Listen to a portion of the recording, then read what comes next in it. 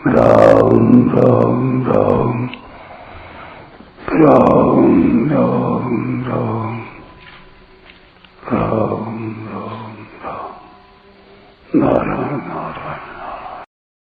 संबंध पहले श्लोक से 17वें श्लोक तक क्षेत्र, ज्ञान और ज्ञेय का जो वर्णन हुआ है, अब आगे के श्लोक में फल सहित उसका उपसंहार करते हैं। इति क्षेत्रं तथा ज्ञानं ज्ञेयं चोक्तं समासतः मद्भक्त एतद्विज्ञाय मद्भावायोपपद्यते।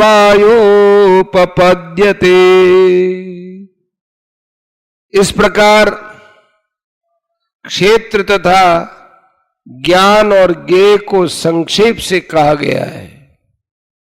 मेरा भक्त इसको तत्व से जानकर मेरे भाव को प्राप्त हो जाता है।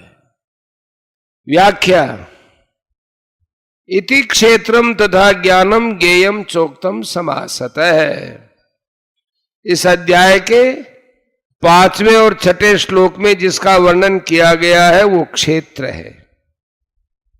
7वें से 11वें श्लोक तक जिस साधन समुदाय का वर्णन किया गया है वो ज्ञान है, और 12वें से 17वें तक जिसका वर्णन किया गया है वह ज्ञेय है।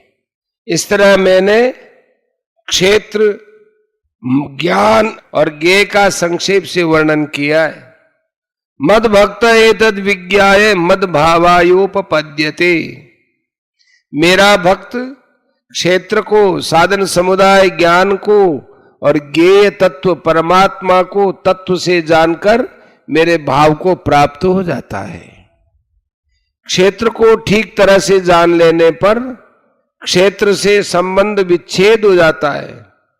ज्ञान को अर्थात साधन समुदाय को ठीक तरह से जानने से, अपनाने से देहाभिमान मिट जाता है।